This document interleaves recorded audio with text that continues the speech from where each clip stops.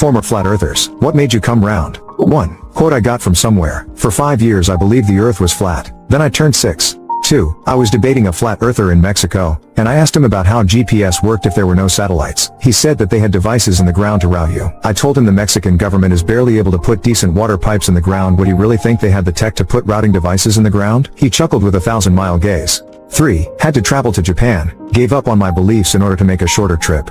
4. A serious answer here. The thing that made me stop was just the question, why would NASA lie to you? I will try replying to all of y'all, but we'll go to a study hall, so I'll reply later. 5. Kyrie Irving hasn't been doing press conferences. 6. The Mobius strip earthers had more compelling arguments. 7. I convinced a flat earther, temporarily, by asking him if it was possible for a sphere to be so